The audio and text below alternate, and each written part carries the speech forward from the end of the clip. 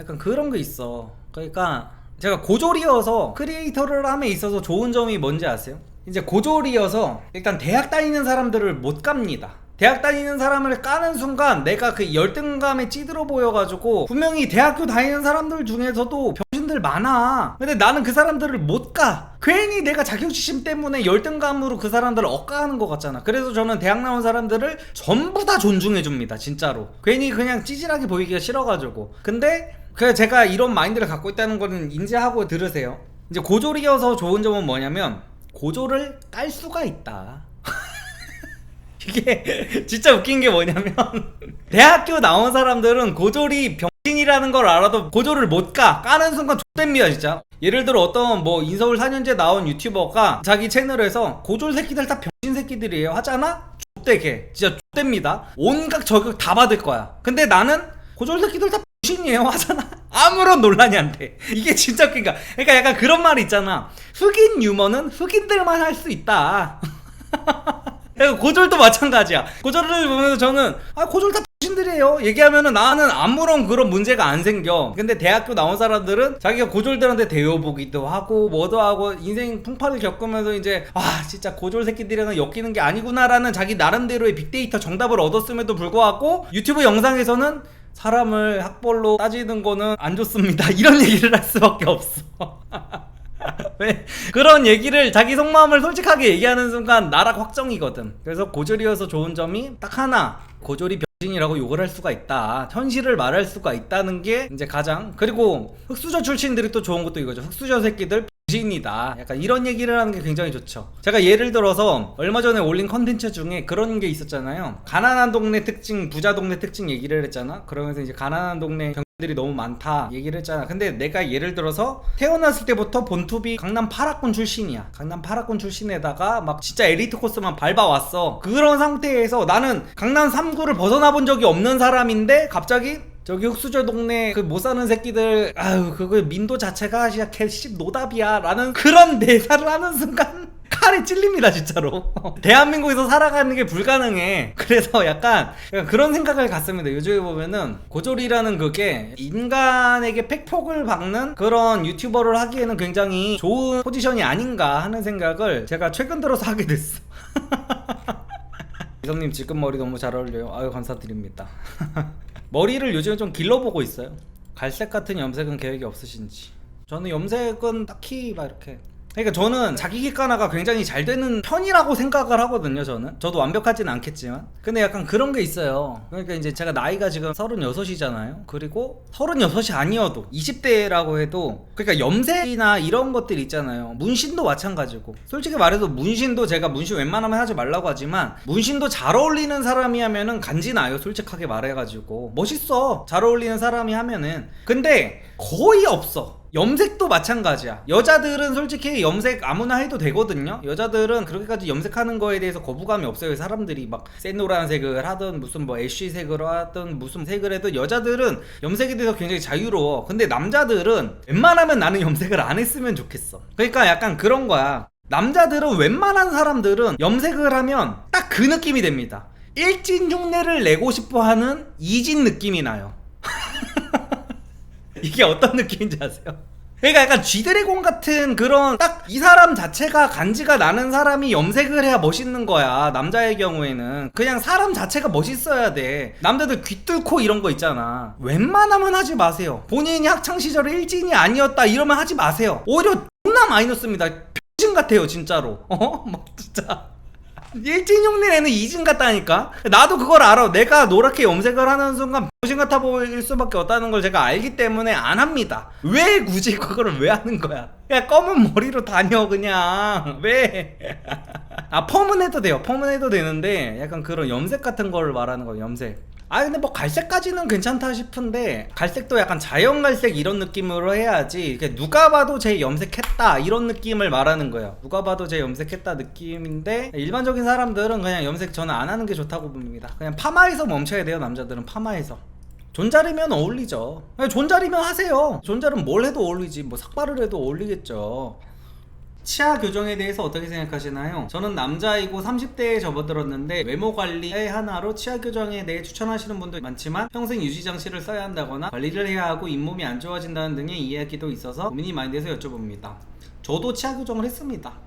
저도 치아 교정 한 거예요. 저 그 덧니가 엄청 심했었어요. 그리고 여기 아랫니 안쪽에 이거 유지장치가 지금 들어가 있습니다. 이거 평생 해야 되는 거고. 근데 저는 과거로 돌아가서 다시 해야 되냐 말아야 되냐라고 하면은 저는 무조건 또 할 것 같아요. 저는 이거 만족도가 엄청 높아요.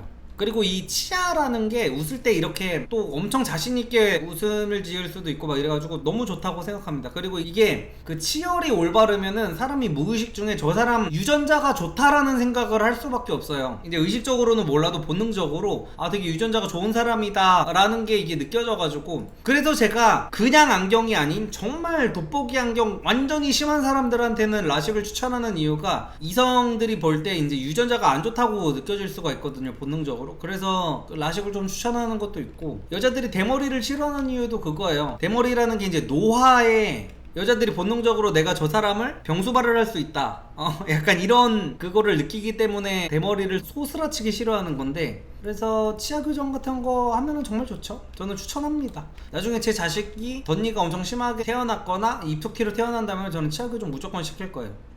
리섭님, 아들을 키울 때 복싱이나 MMA처럼 격투기를 어느 정도 수준 이상으로 배우도록 하면 컸을 때 키가 작거나 덩치가 작아도 남자의 자신감을 얻을 수 있다고 생각하시나요? 제가 몸이 왜소해서 사람들 많은 술집이나 외관상 문신이 있고 못돼 보이는 분들이 유독 많은 거리에 나가면 조금 움츠러들 때가 있어서 궁금해졌습니다. 그리고 어릴 때부터 배우면 아이가 엇나갈 수 있다는 말엔 동의를 하시나요? 미래의 아들이 태어나면 소심하지 않았으면 좋겠습니다. 덩치가 작아도 MMA 같은 거 배우면 자신감을 얻을 수 있다고 생각합니다. 저도 그래서 제가 아들을 낳게 되면은 무조건 배우게 할 생각이고요. 그리고 어릴 때 격투기 같은 거를 배운다고 해서 엇나갈 애면은요, 그런 정도의 그런 아이면은 안 배워도 엇나갑니다. 그 힘이 없다고 해서 애가 안 엇나가지 않아요. 그런 애들 같은 경우에는 이제 인터넷에서 악플 같은 거 남기고 막 그렇게 자라게 돼요. 애초에 그러니까 그 집에서 그냥 인성교육을 어떻게 시키느냐에 저는 문제라고 보지, 이렇게 막 힘을 길렀기 때문에 애가 잘못된다, 삐뚤어진다, 저는 이렇게 보지는 않습니다. 오히려 왜소하고 막 키 작고 이래가지고 어릴 때 두드려 맞아가지고 그 트라우마가 평생 가는, 그게 더 치명적이라고 보지, 이렇게 MMA 어릴 때 복싱 같은 거 가르쳐가지고 뭔가 어릴 때 잘못 빠질까봐 그런 걱정하는 거는 저는 좀 아니라고 봐요. 안녕하세요, 리섭님. 중대한 시험 등을 열심히 준비하는 과정에서 지치지 않기 위한 추가적인 마음가짐이 있을까요? 제가 편입시험을 위해 여름방학에도 매일 열공을 하고 있는데요, 목표를 향해 희망을 가지고 노력하는 것만으로도 마음이 안정되고 있지만 아무래도 그것만으로는 좀 부족해서요. 리섭님의 영상도 엄청난 동기부여가 되고 있습니다. 감사합니다.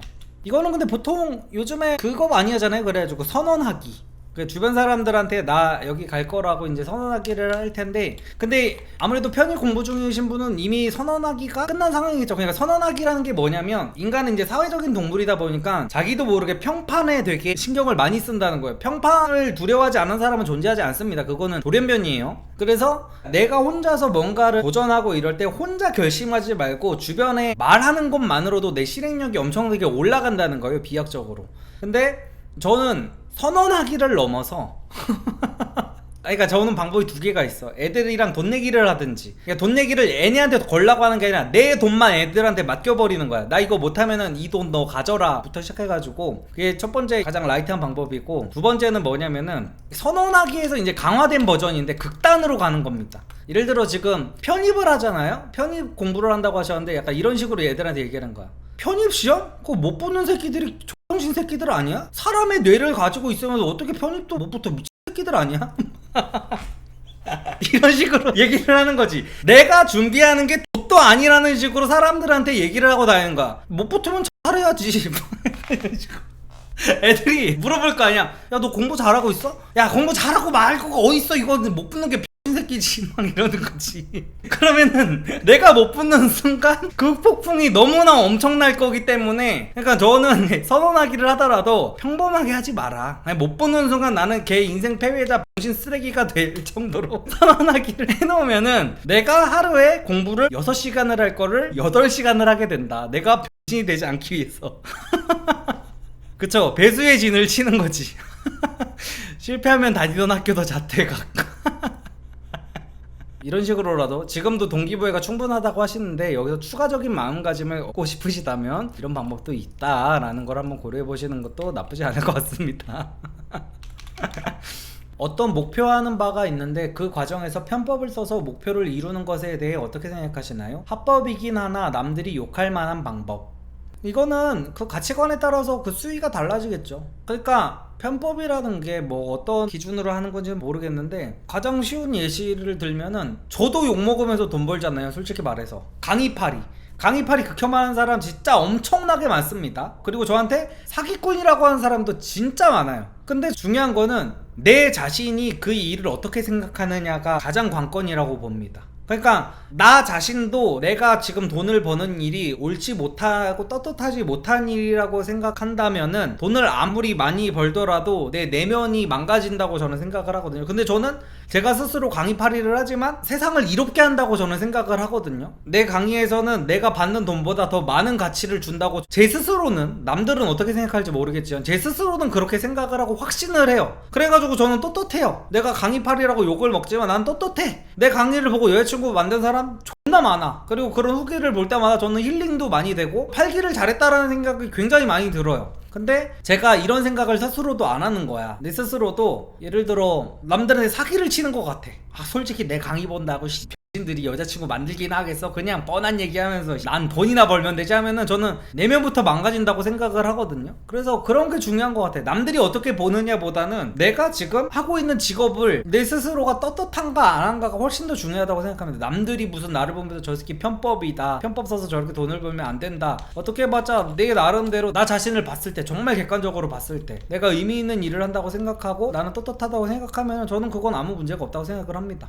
안녕하세요 리섭님. 저에게는 고민이 있습니다. 저도 리섭님처럼 고졸에 집안 환경도 좋지 않아 큰 돈을 벌려면 직장생활로는 한계가 있다고 생각해서 사업이던 프리랜서로 일을 하려고 준비 중입니다. 저는 사진과 영상 쪽인데요. 주변에서도 너 정도 포트폴리오면 같이 일하자고 연락 온 사람 많을 거다라면서 프리랜서로 충분히 도전해볼 만하다는 얘기를 많이 합니다. 하지만 저는 워낙 완벽주의이기도 하고 아직 제 실력에 대해 부족함이 많다고 생각합니다. 그래서 앞으로 2년 정도는 더 경험과 실력을 쌓고 어느 정도 준비가 된다면 도전해보려고 생각 중입니다. 제 고민은 사업과 프리랜서를 하는 사람들은 정말 프로의 실력을 갖춰야 도전할 수 있는 게 아닌가 하는 생각이 들어 아직 아마추어인 저 입장에선 막상 도전하기가 상당히 두렵다는 겁니다. 일단 부딪혀보면서 성장을 해나가는 게 맞는 걸까요? 리섭님이라면 현실적으로 팩폭을 날려줄 수 있을 것 같아서 사연을 남겨봅니다.